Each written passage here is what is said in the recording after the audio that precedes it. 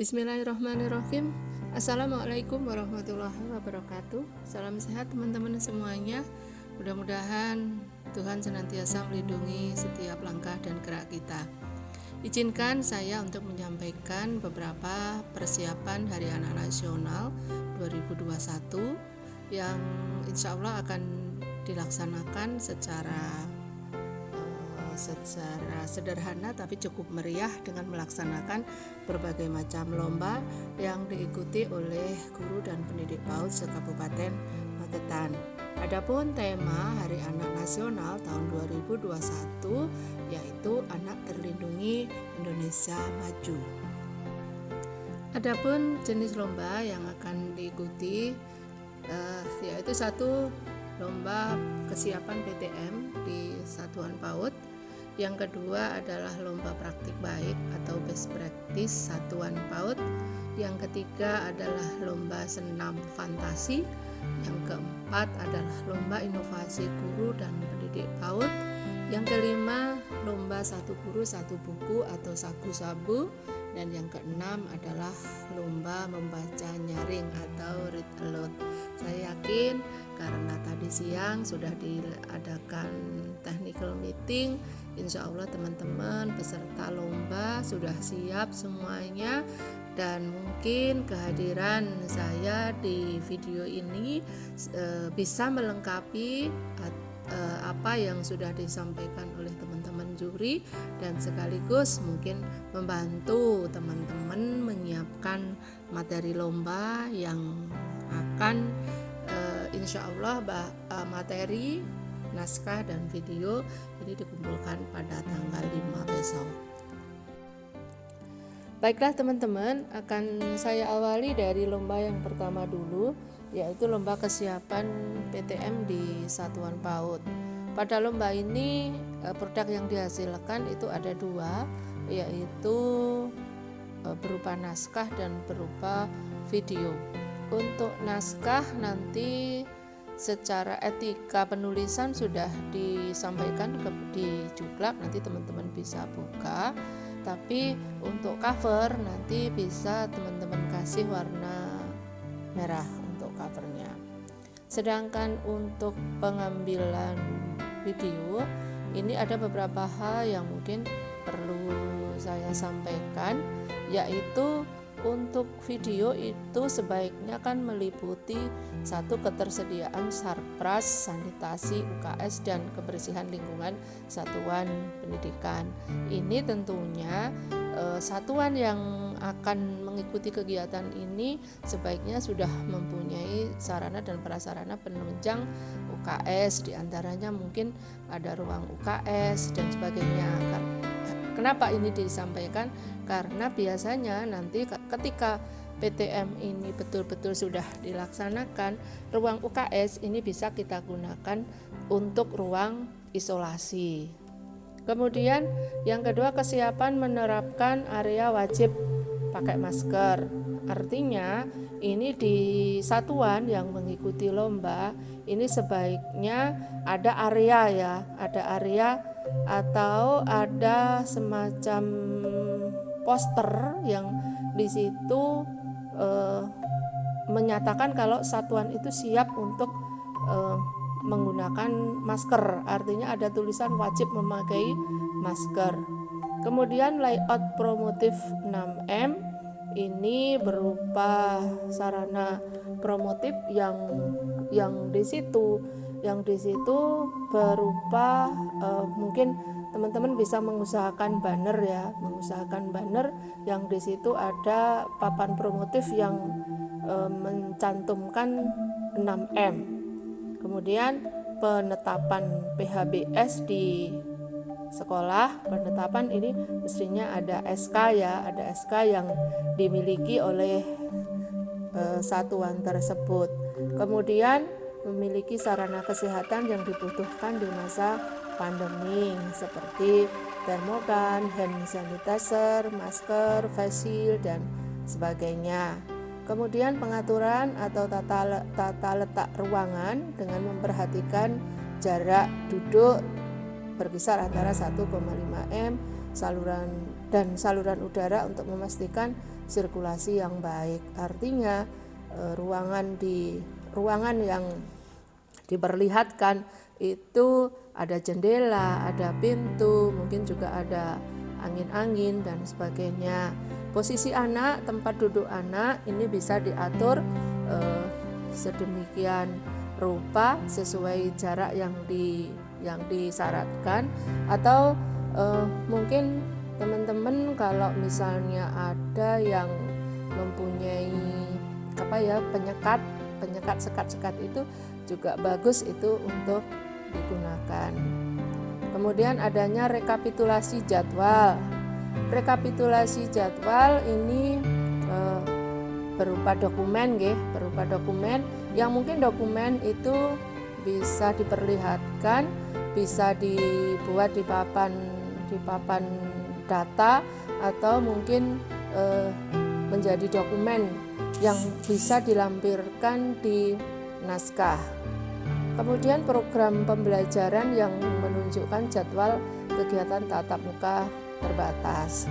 Ini untuk program pembelajaran sebagaimana yang sudah saya sampaikan di beberapa hari yang lalu, bahwa untuk jadwal pembelajaran ini sekolahan atau TK atau PAUD ini dalam satu hari itu hanya terdiri dari 50% dari jumlah peserta. Kalau misalnya murid kita itu ada 15, berarti satu hari ini hanya terdiri dari 7 sampai 8 anak. Nah ini tentunya ini kita buatkan jadwal, ya kita buatkan jadwal untuk masuknya atau jadwal belajarnya anak-anak. Kemudian untuk produk yang kedua ini adalah untuk pembuatan video. Untuk pembuatan video teman-teman, ini pertama yaitu teknik pengambilan gambar. Untuk teknik pengambilan gambar artinya begini, untuk pengambilan gambar ini sebaiknya kita fokus pada objek. Artinya gambar ini benar-benar enak dilihat, tidak terlalu kecil juga tidak terlalu besar. Kemudian kalau misalnya pengambilan video itu menggunakan HP, sebaiknya posisi HP itu landscape nih, jangan berdiri. Karena kalau landscape nanti hasilnya bisa penuh, kalau berdiri itu biasanya gambar itu di tengah-tengah, yang kanan kirinya itu kosong. Kemudian suara orang yang presentasi atau suara orang yang menjelaskan di dalam video itu terdengar jelas. Kalau misalnya ada instrumen sebagai pengiring, sebaiknya suara presentasinya itu lebih keras dibanding suara instrumennya. Kemudian di dalam video itu kan ada skema tatap muka ya. Skema tatap muka diperagakan oleh 4 orang guru. 1 orang itu berperan sebagai guru dan 3 orang berperan sebagai murid.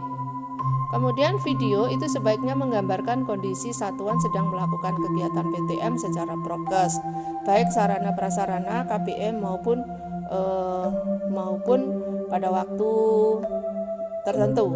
Jadi intinya begini, untuk pengambilan video ini diserahkan kepada satuan, apakah tekniknya bagaimana menurut penjenengan.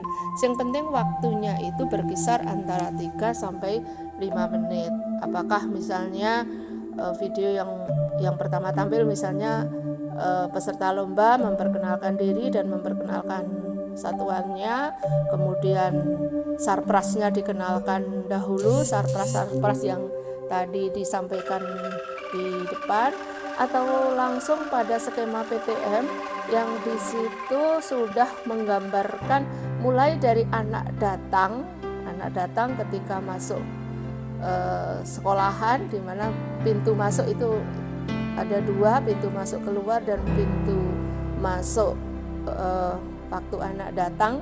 Jadi pintu kedatangan dan pintu kepulangan itu kita buat sendiri-sendiri. Itu kan sudah terlihat kalau misalnya anak-anak datang, kita tes pakai termogan, oh ini berarti sekolahan punya termogan.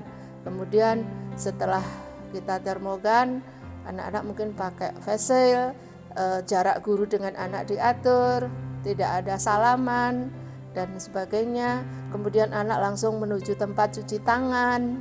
Nah di situ kan sudah tergambar, oh di situ ada tempat cuci tangan.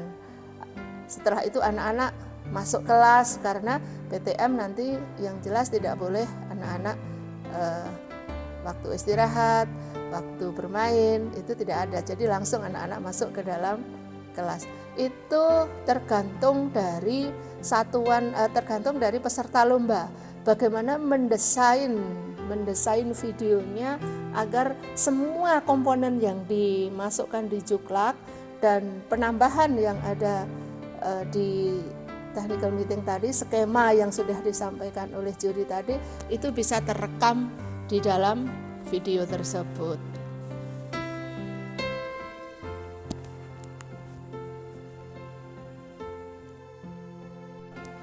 Lomba yang kedua adalah lomba praktik baik. Namanya saja praktik baik. Jadi hal yang disampaikan adalah hal terbaik yang sudah pernah dilakukan oleh satuan selama ini. Untuk lomba ini, jenis lomba ini, produk yang dihasilkan itu ada dua, sama dengan PTM tadi, yaitu naskah dan video. Yang pertama tentu saja cover nanti warnanya kuning. Kemudian ada halaman judul, ada halaman pengesahan, kemudian kata pengantar, daftar isi, dan lampiran. Ya, untuk judul ini namanya saja adalah best practice, maka pilihlah judul yang terlihat atau terkesan wow. Jadi tidak biasa-biasa saja judulnya, tapi dari judul ketika kita melihat judulnya, wow, judulnya sudah membuat penasaran dari juri. Kemudian penulisan ini tidak lebih dari 15, saya mengharapkan 15 halaman ya. 15 halaman itu sudah terdiri dari ini. Kemudian kalaupun misalnya idenya teman-teman kok banyak banget dituangkan ke dalam 15 halaman kok masih banyak, maksimal ini 17 ya, kita beri kelonggaran itu sekitar 15. Kemudian bab 1 itu terdiri dari bab 1 itu memuat tentang pendahuluan. Untuk pendahuluan itu terdiri dari latar belakang, rumusan masalah, tujuan penulisan praktik baik, dan yang keempat adalah manfaat. Kemudian yang berikutnya adalah bab 2. Bab 2 ini terdiri dari kajian teori. Kemudian bab 3 itu terdiri dari pembahasan. Pembahasan mencakup satu masalah strategi pemecahan masalah. Strategi pemecahan masalah ini menjawab dari rumusan masalah ya. Rumusan masalah, harapan kami untuk rumusan masalah hanya terdiri dari satu masalah saja sebaiknya, tidak usah banyak masalah. Kemudian dari rumusan masalah ini karena namanya saja rumusan masalah, maka terdiri dari kalimat pertanyaan bukan kalimat pernyataan. Dan ini dijawab di strategi pemecahan masalah. Kemudian yang kedua adalah hasil yang dicapai. Jadi dari penjenengan melakukan praktik baik, teman-teman melakukan praktik baik, itu apa hasil yang dicapai untuk satuan itu? Ya, untuk satuan maupun untuk mungkin untuk guru atau pendidik yang membuat. Kemudian setiap kegiatan itu mesti ada kendala ya. Kalau memang ada kendala, Lalu kendala apa yang dihadapi ketika melakukan praktik baik ini? Kemudian yang kelima itu penutup. Penutup itu terdiri dari kesimpulan dan saran. Lalu mungkin ada yang masih menanyakan, apa saja ya yang bisa kita tulis atau yang bisa kita videokan menjadi praktik baik kita atau best practice kita. Itu adalah tentunya adalah masalah-masalah yang sedang panjenengan hadapi.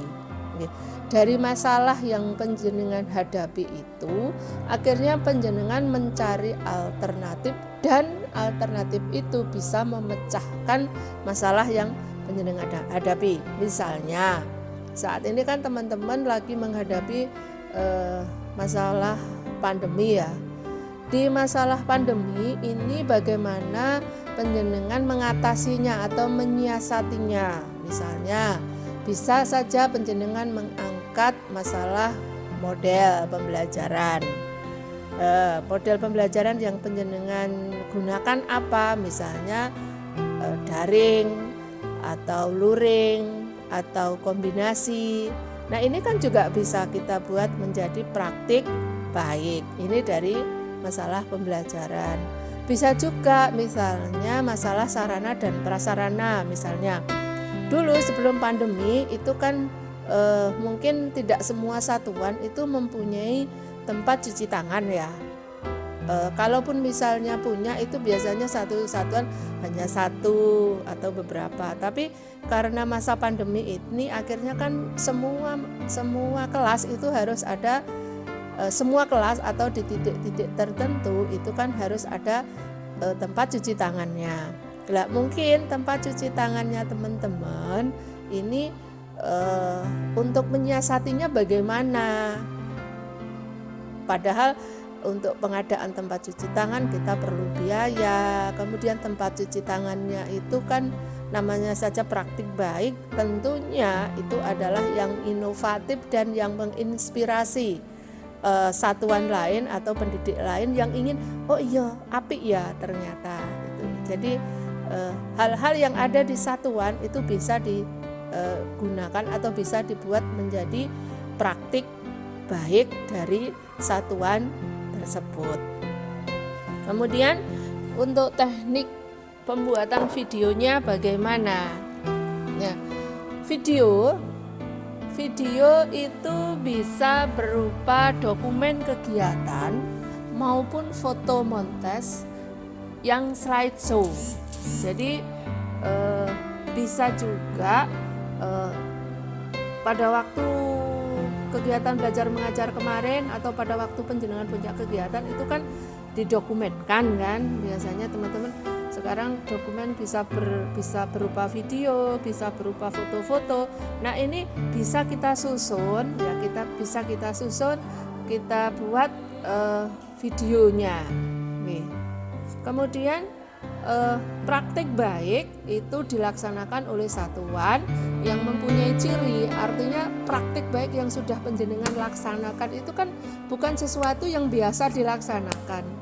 Ya, itu bisa mempunyai ciri: satu, inovatif; dua, inspiratif. Inspiratif itu artinya menginspirasi satuan lain ingin membuat seperti yang panjenengan lakukan. Kemudian yang jelas beda karo liyane, dan cara atau metode yang dipakai itu biasanya ekonomis. Kalau ekonomis itu kan mesti banyak orang yang tertarik atau paling tidak terinspirasi. Kemudian durasi pembuatan video ini 3 sampai 5 menit. Kemudian penilaian dititik beratkan pada 1, pengambilan gambar; kedua, kualitas video.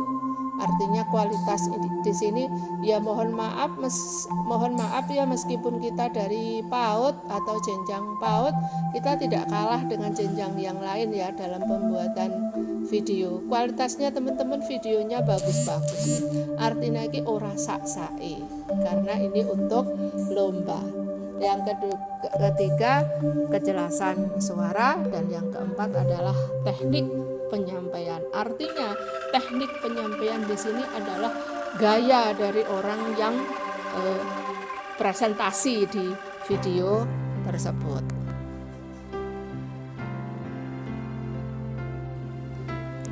Baiklah teman-teman, kita lanjutkan kepada lomba berikutnya adalah lomba senam fantasi.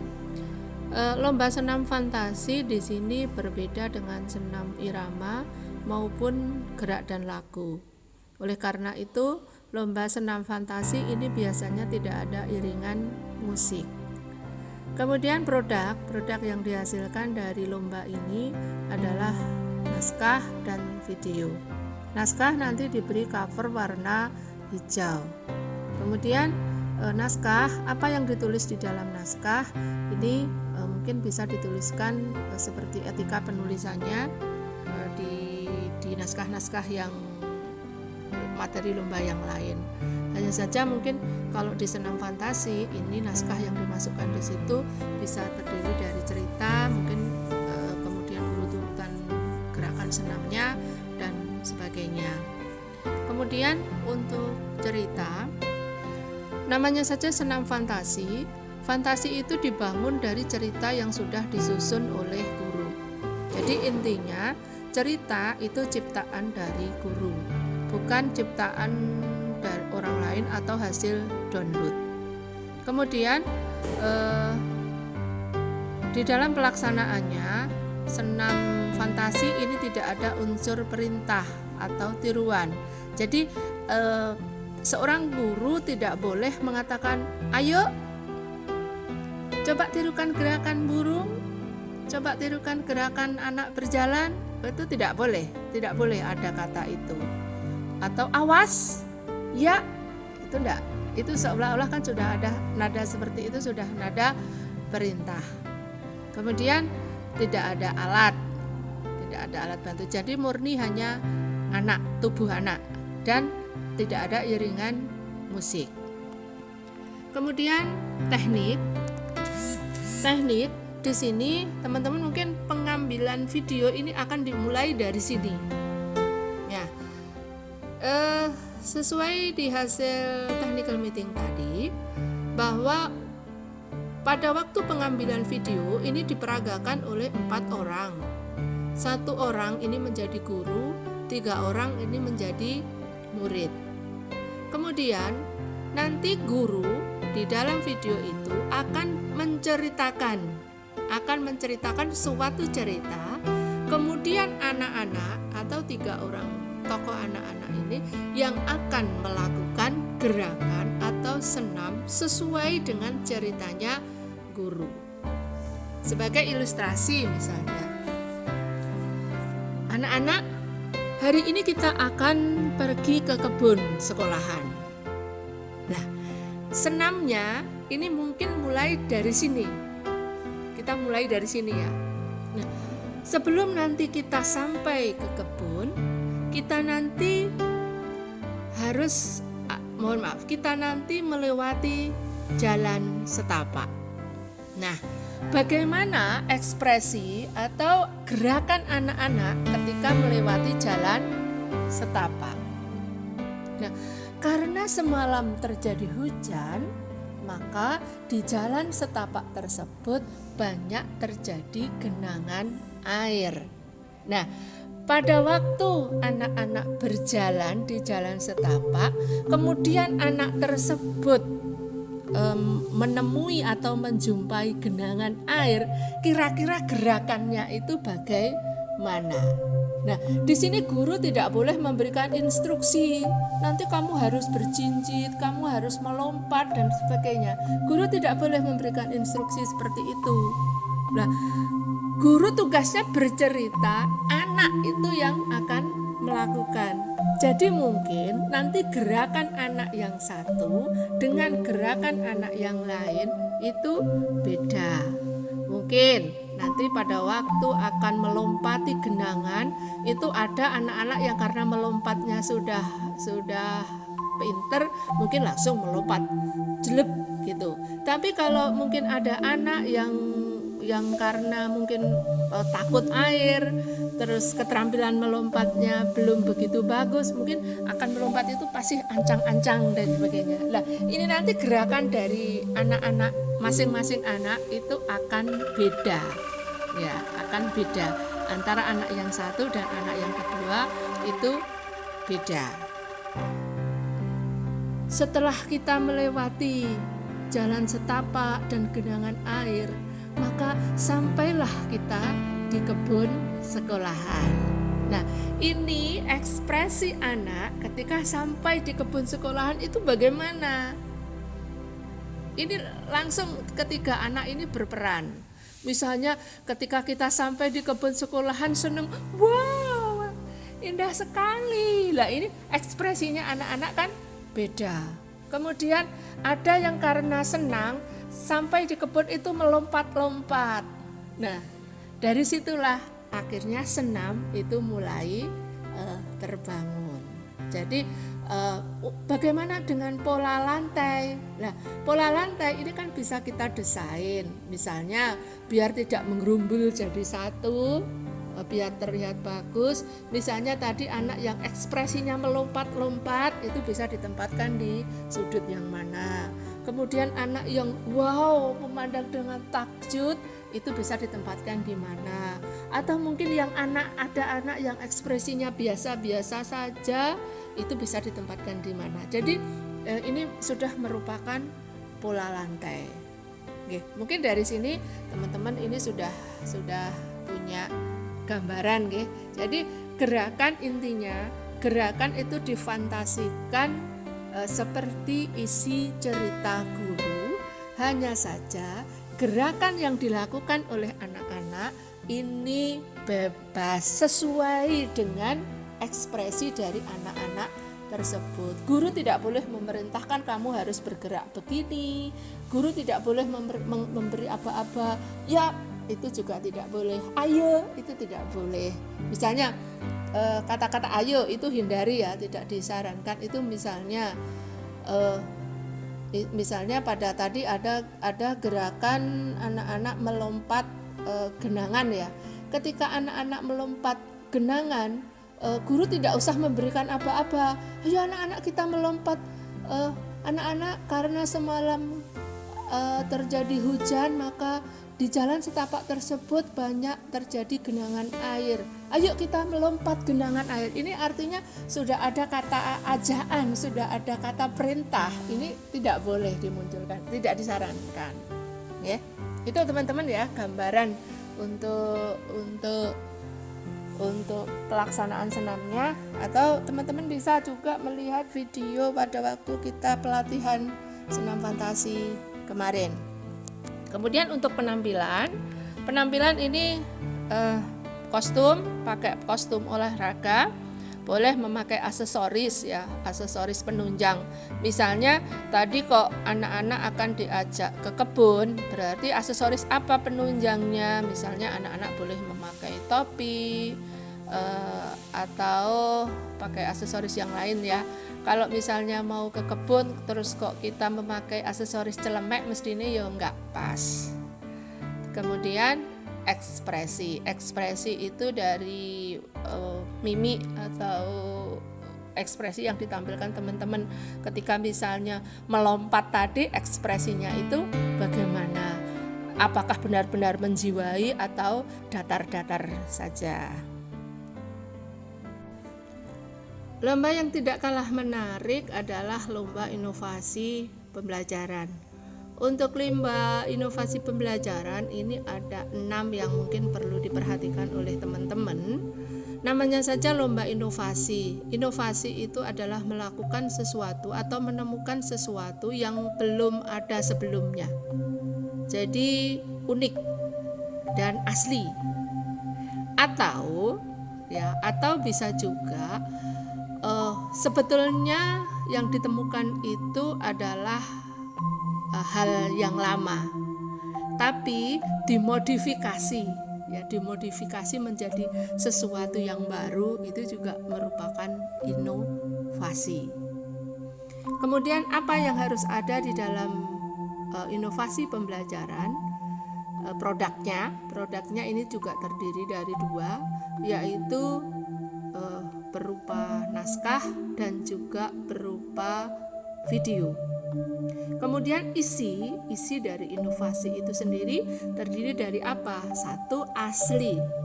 Asli di sini artinya karya sendiri, bukan hasil dari download.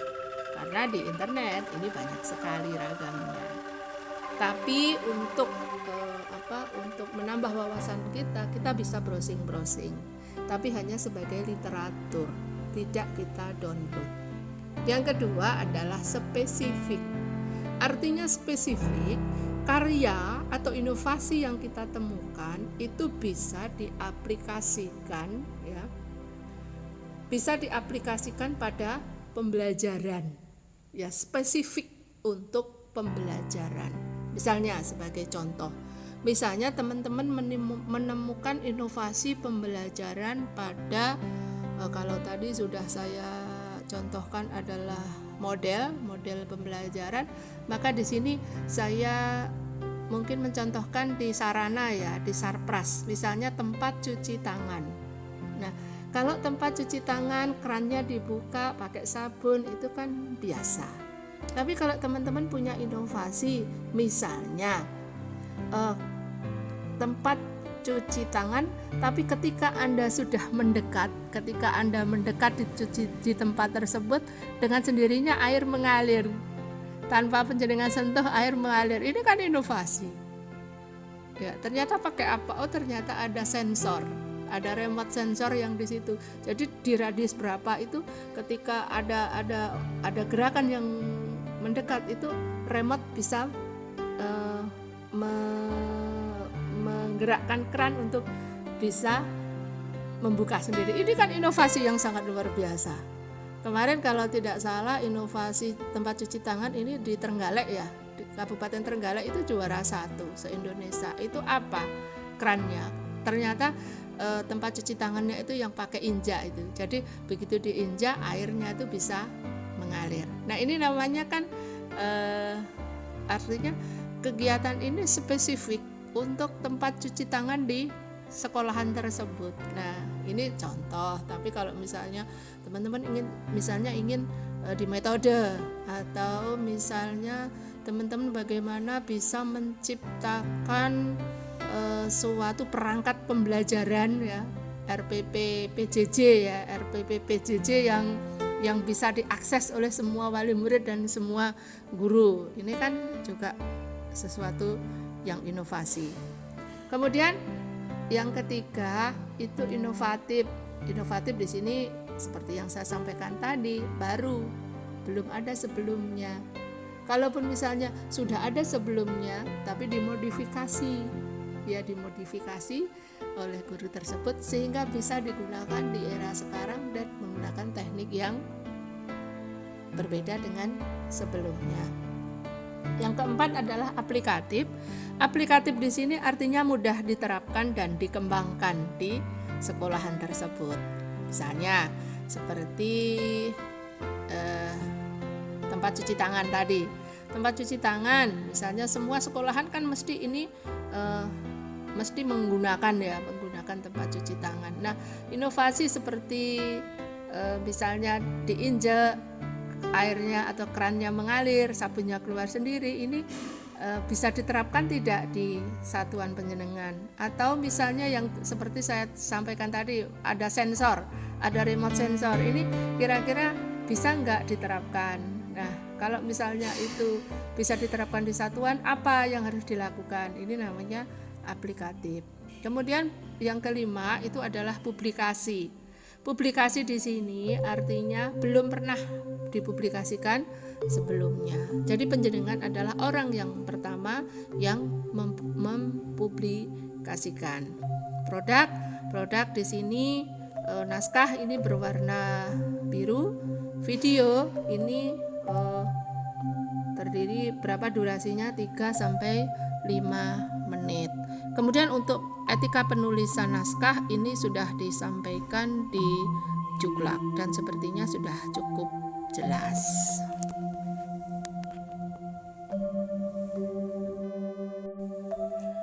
Lomba yang berikutnya adalah lomba sagu-sabu. Ini lomba yang paling seru ya.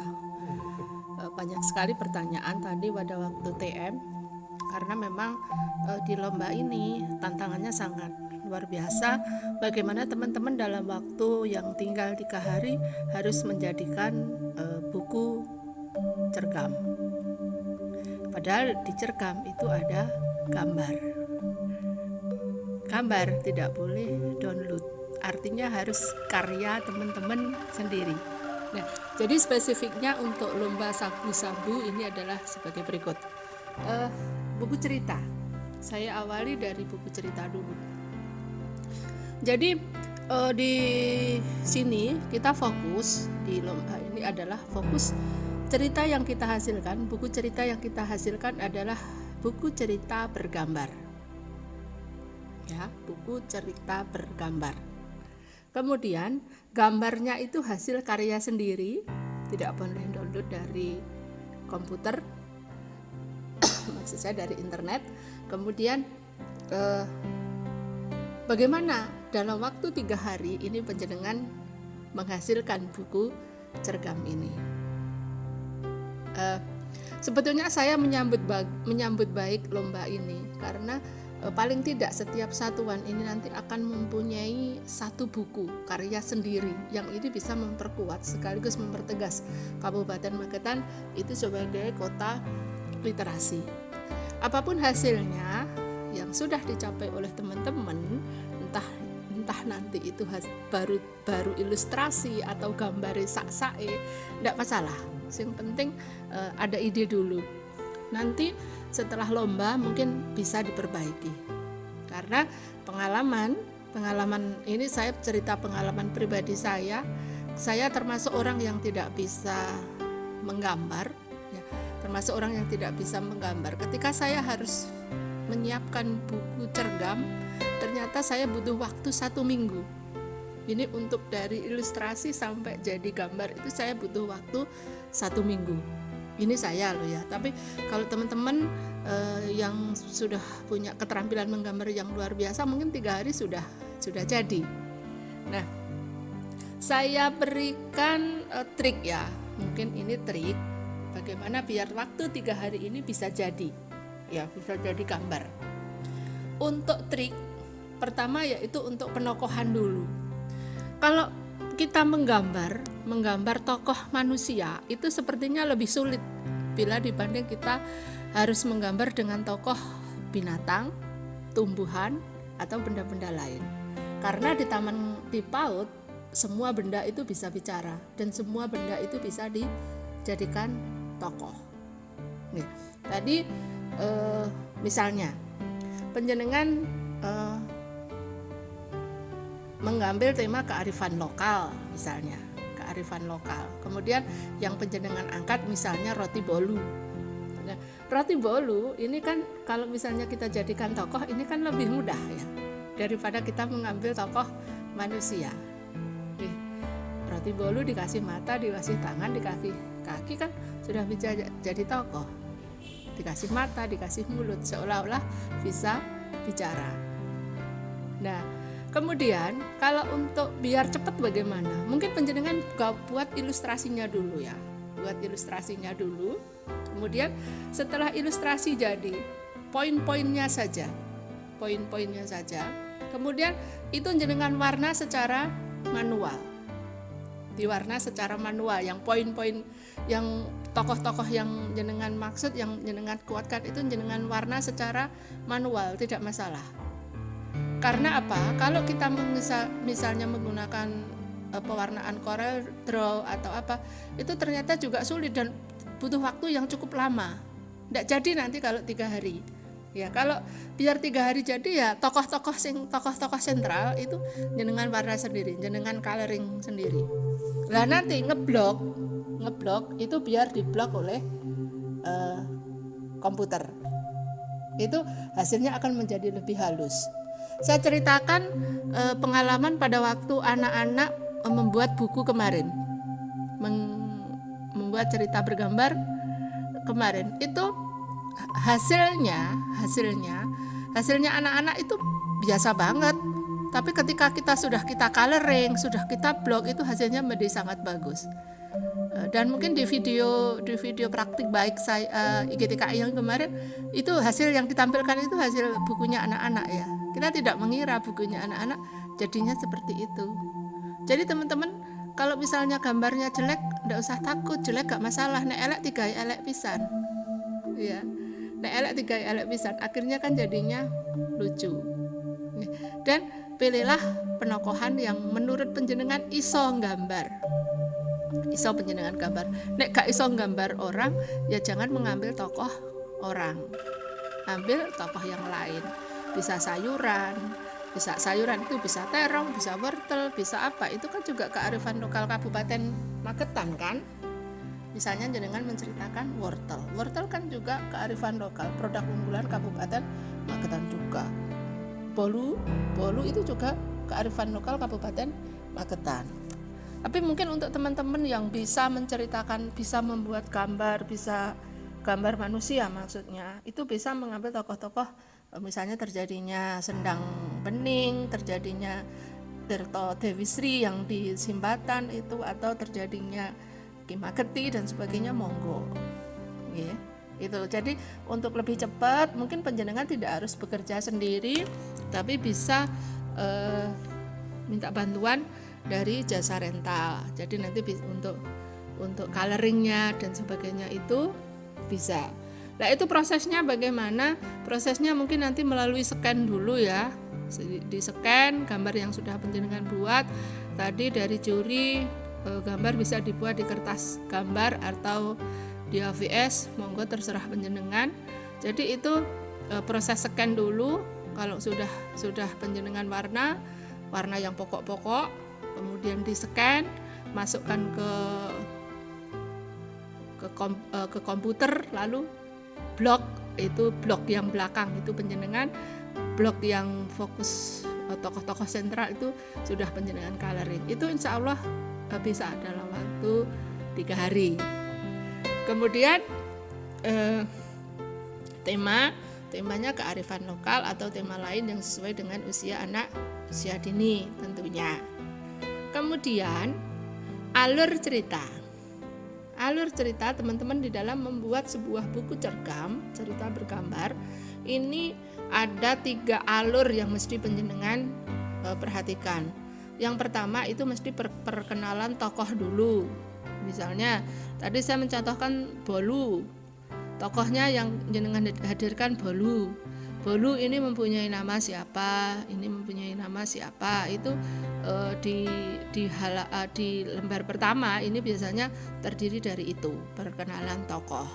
Kemudian mungkin halaman ketiga itu muncul ada masalah.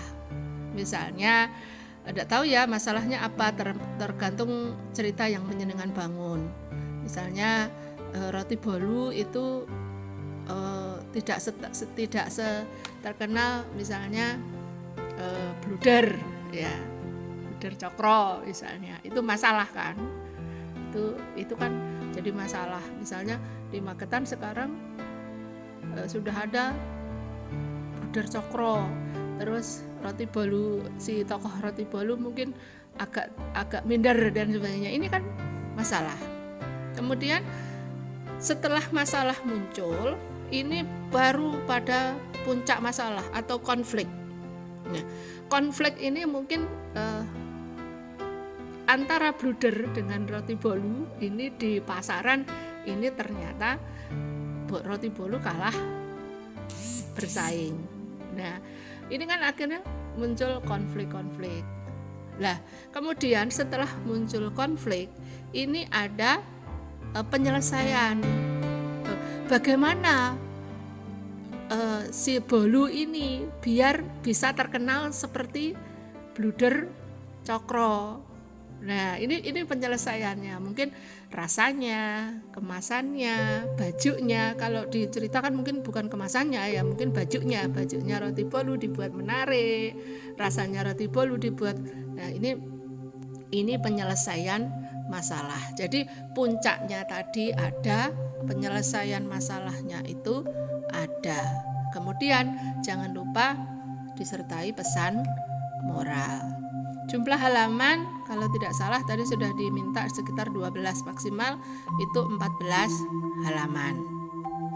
Kemudian teknik penilaian ini tentunya kesesuaian. Kesesuaian di sini adalah cerita yang penjenengan buat sesuai dengan anak usia dini.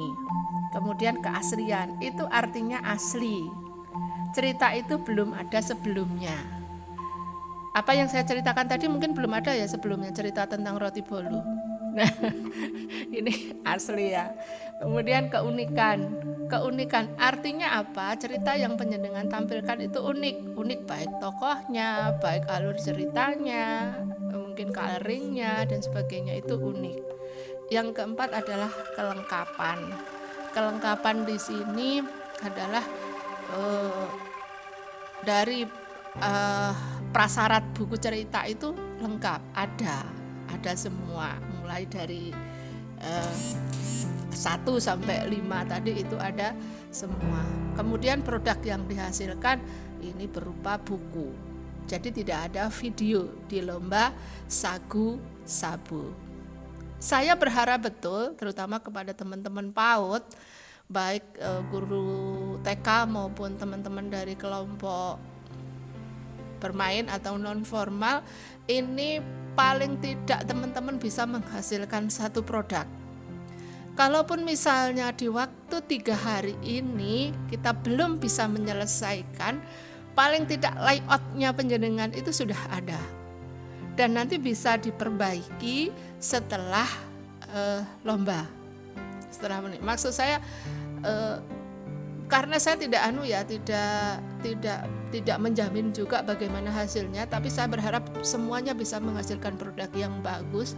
Dalam waktu 3 hari ini jenengan ngebut menghasilkan sebuah buku dadi, itu sudah saya sudah luar biasa, plus yang sangat luar biasa untuk teman-teman. Maksud saya setelah kegiatan ini selesai, kan ini nanti dikumpulkan kan produknya, jenengan dikumpulkan jadi inventarisnya di Pora, jenengan fotokopilah ya, fotokopi atau ada arsip satu, dan tolong arsip itu jenengan perbaiki lagi, jenengan permak lagi, jenengan buat lagi secantik mungkin yang nanti akan kita persembahkan untuk Magetan Kabupaten Literasi. Paling tidak nanti akan muncul sesuai di Juklak tadi ada 740 buku hasil karya teman-teman guru dan pendidik PAUD se-Kabupaten Magetan untuk HUT Indonesia. Ya, untuk HAN sekaligus untuk HUT Indonesia. Mungkin itu untuk lomba sagu sabunya. Selamat berkarya ya teman-teman. Lomba yang terakhir adalah lomba membaca nyaring. Lomba ini lomba yang pertama dan menarik juga sepertinya untuk lomba membaca nyaring. Kalau teman-teman masih bingung membedakan mana bedanya membaca nyaring dengan mendongeng, teman-teman bisa browsing. Akhir-akhir ini banyak sekali bunda-bunda PAUD se-Indonesia sedang membacakan buku cerita. Jenengan bisa melihat, atau teman-teman setelah Bunda PAUD membacakan cerita ini di closing itu ada Bunda Menteri, Bunda Franska Karim itu juga membacakan buku cerita. Nanti teman-teman bisa melihat di PAUDpedia. Nah, yang perlu saya sampaikan yaitu ketentuan buku yang dibacakan itu adalah karya teman-teman sendiri. Jangan lupa sebelum membacakan buku cerita, pertama yang harus penjenengan lakukan itu adalah memastikan buku yang penjenengan bacakan itu adalah buku yang memang cocok untuk anak usia dini dan karya sendiri.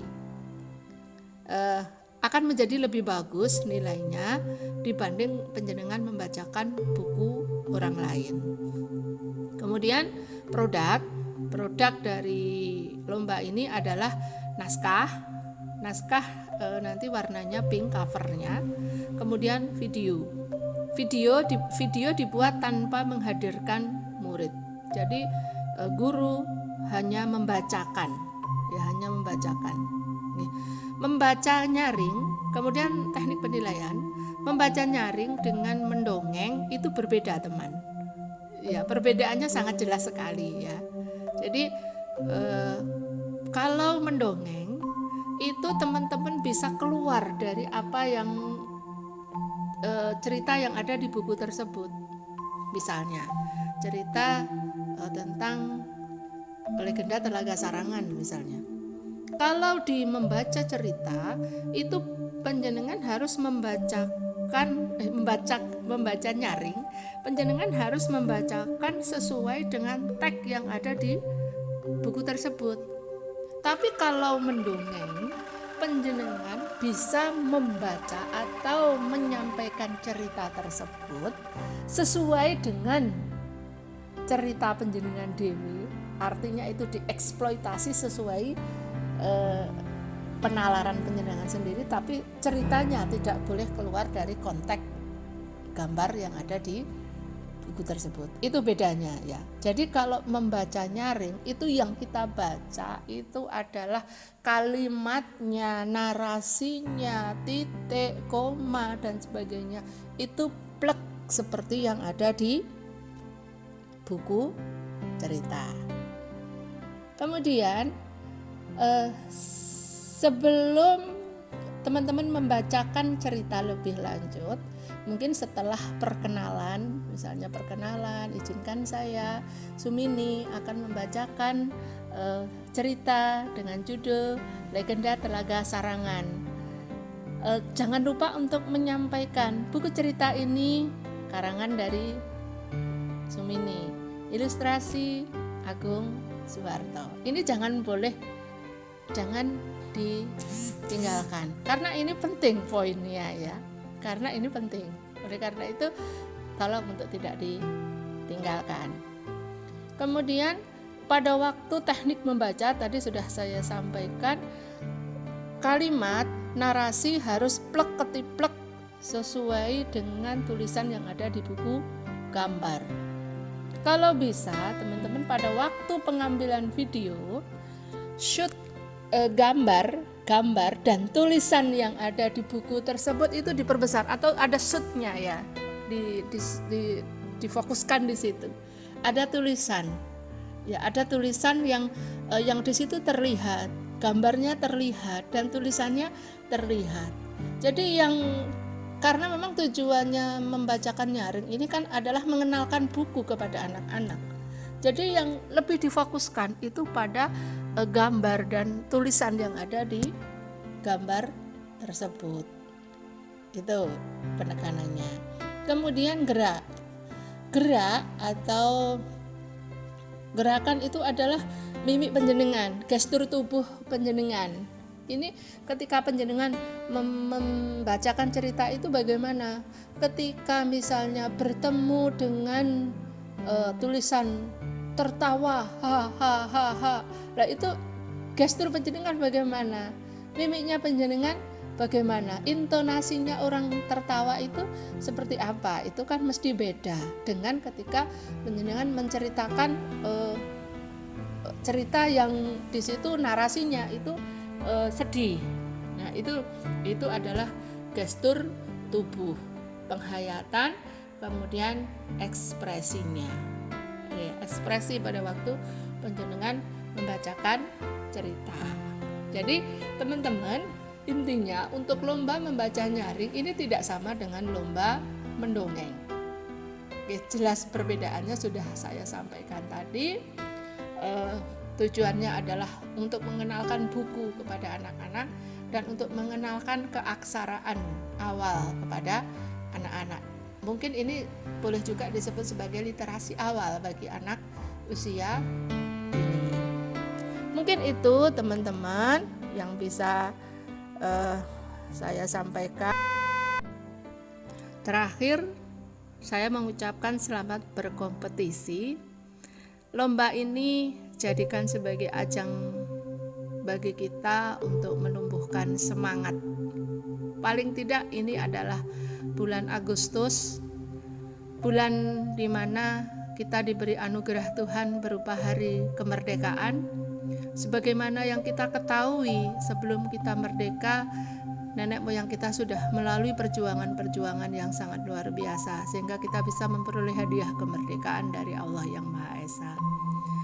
Lomba ini jadikanlah momen bagi teman-teman untuk berjuang.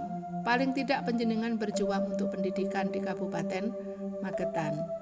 Akhirnya saya mengucapkan selamat berkompetisi, dan modal lomba itu sebetulnya ada dua.